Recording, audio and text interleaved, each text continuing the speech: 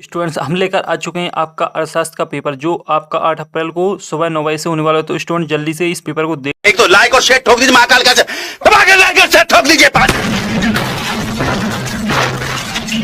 पूरा साल मेहनत करता हूं आपके लिए बेटा, ऐसा नहीं चलेगा, ऐसा नहीं चलेगा। देख लें और साथ ही संपूर्ण सॉल्यूशन भी इस पेपर का देखने वाले हैं। तो आप कक्षा 11वीं वार्षिक परीक्षा 2022-23 तो आपका 11वीं वालों का अर्थशास्त्र का पेपर है और साथ ही जो आपका एग्जाम रहेगा वो आपका 80 नंबर का रहेगा और इसमें टोटल आपके 23 क्वेश्चन रहेंगे। तो स्टूडेंट जल्दी से देख लेते हैं इस पेपर को, क्योंकि आपके पास ज़्यादा समय शेष नहीं है और साथ ही आपको अच्छी तरीके से तैयारी जो करना है ताकि आपका जो अर्थशास्त्र का पेपर है वो काफ़ी अच्छा जा सके और नंबर काफ़ी आपके अच्छे आ सकें। तो देख लेते हैं पूरा का पूरा पेपर और साथ ही इसका जो सॉल्यूशन है वो भी हम आपको इसी वीडियो में देने वाले हैं। तो वीडियो को लाइक एंड चैनल को सब्सक्राइब जरूर कर लें।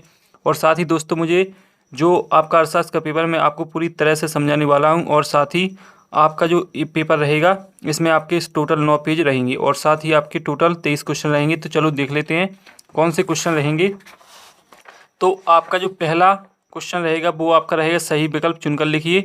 तो आपके सही विकल्प आपका पहला क्वेश्चन रहेगा। इसमें आपको पहला क्वेश्चन है अर्थशास्त्र के विभाग होते हैं तो कितने होते हैं, तो इसमें आपको 5 राइट आंसर लगा देना है। और इसके बाद है आपका आंकड़ों के वर्गीकरण में पहला कदम, तो इसमें आपका क्या हो जाएगा, इसमें आपका वर्गीकरण हो जाएगा।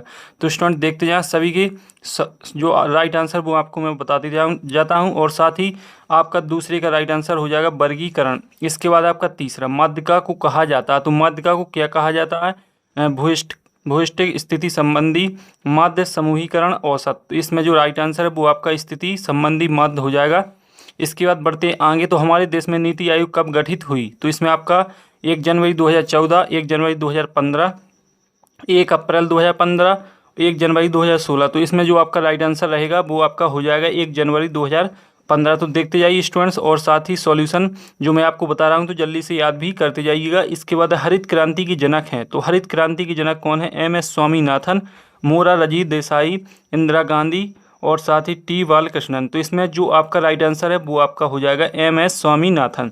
तो जल्दी से याद करते जाइए क्योंकि आपके पास समय ज़्यादा शेष नहीं है। और इसके बाद है आपका राष्ट्रीय आय में सतत एवं दीर्घकालीन वृद्धि किसकी विशेषता है, आर्थिक विकास, आर्थिक समृद्धि, धारणीय विकास, इनमें से कोई नहीं। तो इसका जो राइट आंसर रहेगा वो आपका हो जाएगा आर्थिक विकास। तो जल्दी से फटाक से पूरे जो विकल्प हैं वो जल्दी से याद कर लीजिए और साथ ही हम आगे के क्वेश्चन देखने वाले हैं और ये पेपर आपका इंग्लिश और हिंदी दोनों वर्जन में दिया गया है। तो जल्दी से देखते जाइए और जो स्टूडेंट इंग्लिश मीडियम से हैं वो इंग्लिश मीडियम से भी इस पेपर को देख सकते हैं और साथ ही संपूर्ण क्वेश्चन को हल कर सकते हैं। और इसके बाद है आपके रिक्त स्थान जो कि आपके 7 नंबर के रहेंगे। पहला रिक्त स्थान डॉट डॉट में समग्र की प्रत्येक इकाई का अध्ययन किया जाता है, तो इसमें आपका संगणना विधि हो जाएगा। और इसके बाद दूसरा है परिमाप विचलन गुणांक का सूत्र डॉट डॉट है, तो इसमें आपको फाई लिख लेना है। सह संबंध तकनीकी की खोज डॉट डॉट नेक की, तो इसमें आपका कार्ल पियर्सन हो जाएगा। इसके बाद है P0 प्रदर्शित करता है डॉट डॉट वर्ष का मूल, तो इसमें आपको आधार वर्ष है राइट आंसर रहेगा। इसके बाद उदारीकरण में अनावश्यक डॉट डॉट को कम किया जाता है, तो इसमें आपका प्रतिबंधों हो जाएगा। 2011 में साक्षरता का प्रतिशत डॉट डॉट था, तो इसमें 74.04% आपका राइट आंसर रहेगा।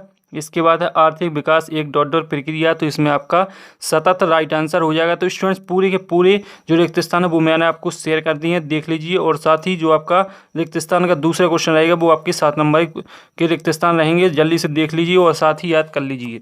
इसके बाद बढ़ते हैं आगे, तो आपके रहेंगे एक सही जोड़ी जो कि आपकी रहेगी 6 नंबर की। तो सही जोड़ी जो आपकी 6 नंबर की रहेगी वो आपकी पहली सही जोड़ी रहेगी सांख्यिकी की जनक, तो इसमें आपका हो जाएगा ग्रेट फ्रायड एकनवाल। इसके बाद है केंद्रीय प्रवृत्ति की माप, तो आपका समांतर माध्य हो जाएगा पदों के विचरण की माप, तो हो जाएगा अपकिरण।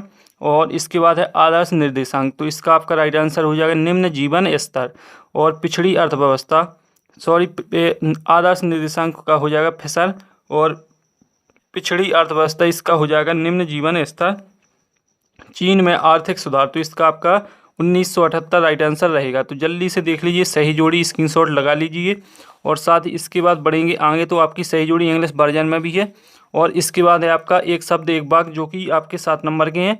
और पहला जो क्वेश्चन रहेगा आपका एक शब्द एक वाक्य का वो है आपका समंक कितने प्रकार के होते हैं, तो समंक आपके 2 प्रकार के होते हैं, इसका राइट आंसर 2 प्रकार हो जाएगा। और इसके बाद है आपका अगला क्वेश्चन अगला क्वेश्चन रहेगा आपका सिग्मा एक्स बटे एन किसका सूत्र है? तो इसका आपका हो जाएगा समांतर माध्य। इसके बाद है परिमाप विचलन का विचार किसने दिया? तो कार्ल पियर्सन ने। कृषि क्रिया किस क्षेत्र से संबंधित है? तो इसमें आपका प्राथमिक क्षेत्र हो जाएगा। और इसके बाद आपका होता आ जा है निजी क्षेत्र द्वारा सार्वजनिक क्षेत्र के उद्यमों पर पूर्ण रूप से स्वामित्व प्राप्त करना क्या कहलाता है? तो इसमें आपका निजीकरण राइट आंसर रहेगा। इसके बाद है कीमत में वृद्धि का विनियोग पर क्या प्रभाव पड़ता है? तो इसमें विपरीत प्रभाव पड़ता है। इसके बाद आर्थिक विकास का आधार क्या है? तो आर्थिक विकास का आधार है आर्थिक कल्याण करना। और इसके बाद आते हैं आपके सत्ता सत्य जो कि आपके रहेंगे 6 नंबर की। तो पहला सत्ता सत्य आप देख लें, माध्यिका की बीज गणितीय विवेचना संभव नहीं है। तो ये आपका सत्य है। हम निर्देशांक पर पूर्ण विश्वास कर सकते हैं। तो ये आपका असत्य है। ब्रिटिश काल में कच्चे माल का आयात किया जाता था। तो ये भी आपका सत्य ही रहेगा। 1991 की औद्योगिक नीति में लाइसेंस में ढील दी गई। तो ये आपका सत्य है। और मानवीय पूंजी से उत्पादन में वृद्धि होती है। तो ये भी सत्य है। भारत भौगोलिक दृष्टि से दक्षिण एशिया का सबसे बड़ा देश है। तो ये आपका सत्य रहेगा। तो स्टूडेंट सभी के सभी सॉल्यूशन मैंने आपको बता दिए हैं और साथ ही जो आपके सत्य सत्य उनका भी मैंने आपको सॉल्यूशन दे दिया है। इसके बाद बात करेंगे आपके 6वें प्रश्न की जो कि आपका 2 नंबर से स्टार्ट रहेगा। तो देखते जाइए साथ ही याद करते जाइए। तो इसका सॉल्यूशन आपका हम वीडियो के एंड में देंगे। तो वीडियो को केवल देखें, इसके बाद हमको सॉल्यूशन भी प्रोवाइड करा देंगे। तो आपका है अर्थव्यवस्था से आप क्या समझते हैं? सांख्यिकी के 2 कारण लिखिए। तो आपको 2 में से किसी एक को करना है और आंसर दे देना है ताकि आपका 2 नंबर का क्वेश्चन है आपको सीमित शब्दों में ही आंसर को लिखना है ताकि आपका जो समय है वो बच सके। इसके बाद है आपका 7वां प्राथमिक समांक किसे कहते हैं? और इसका अथवा रहेगा द्वितीयक आंकड़ों के क्या स्रोत हैं? तो 2 में से आपको किसी एक का राइट आंसर दे देना है। इसके बाद बढ़ते हैं आगे, 8वां प्रश्न देख लेते हैं। समांकों के वर्गीकरण से क्या आशा है और इसका अथवा बारंबारता वितरण क्या है समझाइए। तो आपको जो 8वां प्रश्न है उसमें से आपको केवल एक ही क्वेश्चन का आंसर देना है। और इसके बाद है 9 समांतर माध्य का खंडित श्रेणी में सूत्र लिखिए और युधिष्ठिक के 2 गुण लिखिए। 10वां है अपकिरण से क्या आशा है और लॉरेंज वक्र के कोई 2 गुण लिखिए। इसके बाद आता है आपका अगला क्वेश्चन 11वां, बाजार अर्थव्यवस्था का अर्थ बताइए और तृतीयक क्षेत्र के उदाहरण लिखिए। तो आपका 2 नंबर का क्वेश्चन रहेगा। इसके बाद है आपका 12वां, नागपुर योजना क्या है और हरित क्रांति से क्या आशा है? तो आपको 2 में से एक का आंसर दे देना है। इसके बाद है आपका 13वां, निरंतर रेखा क्या है, मौसमी बेरोजगारी से क्या आशा है? तो 2 में से आपको एक राइट आंसर देना है। इसके बाद है ग्रामीण विकास से क्या आशा है, कृषि विपणन से क्या आशा है। 15वां है आपका मानव पूंजी निर्माण के स्रोतों को लिखिए, औपचारिक क्षेत्र व अनौपचारिक क्षेत्रों में अंतर स्पष्ट कीजिए। 16वां है आपका प्राथमिक द्वितीयक समांक में अंतर स्पष्ट कीजिए, रेखा चित्र प्रदर्शन की सीमा लिखी। तो आपको 2 में से किसी एक को कर देना है। और 16वां प्रश्न आपका 3 नंबर का रहेगा। तो आपको 3 नंबर में उतने ही शब्दों में आंसर देना है जितना आपका क्वेश्चन पूछे। ज़्यादा शब्दों में आपको आंसर नहीं देना है क्योंकि यदि आप ज़्यादा शब्दों में लिखते हैं तो आपके समय जो है वो कम पड़ सकता है। इसके बाद आपका 17वां, परिमाप विचलन किसे कहते हैं? परिमाप विचलन के 2 दोष लिखिए, अपकरण के उद्देश्य लिखिए। 18वां है आपका आधारिक संरचना किसे कहते हैं, इसका क्या महत्व है। और इसके बाद है आपका पर्यावरण क्षति के प्रमुख कारणों का उल्लेख कीजिए। 19वां, सन 1958 में प्रारंभ किए गए चीन के ग्रेट लीप फॉरवर्ड अभियान की व्याख्या कीजिए। 3 नंबर का भारतीय अर्थव्यवस्था की कोई 3 विशेषताएं लिखिए। और आपका जो 20वां प्रश्न रहेगा, निम्नलिखित वितरण से माध्यिका मूल्य की परिगणना कीजिए। तो आपको आंकड़े दिए जाएंगे, इनकी आपको जो है माध्यिका निकालना है। और इसके बाद इससे संबंध के विभिन्न प्रकारों को संक्षिप्त में समझाइए।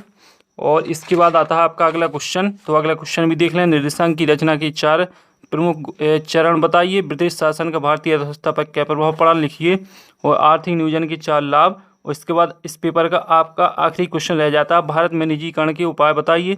भारत में विश्वव्यापीकरण को प्रभावित करने वाले घटकों को लिखिए। तो आपको जो क्वेश्चन है संपूर्ण मैंने आपको बता दिए हैं, शेयर कर दिए, अच्छी तरीके से समझा दिए। और साथ ही इनका सॉल्यूशन टेलीग्राम चैनल पर डला, तो जाकर आप देख सकते हैं। और साथ ही आपको अच्छी तरीके से तैयारी करके जाना ताकि जो आपका अर्थशास्त्र का पेपर वो काफ़ी अच्छा जा सके। और साथ ही स्टूडेंट आपको बता दें कि जो आपका अर्थशास्त्र का पेपर है वो आपका सुबह 9 बजे से होने वाला, तो जल्दी से वीडियो को देख लीजिए। और साथ ही जो आपके रिवीजन वो अच्छे तरीके से कर लीजिए ताकि जो आपके नंबर हैं वो काफ़ी अच्छे आ सकें। तो अगले वीडियो में फिर मिलते, तब तक के लिए जय हिंद।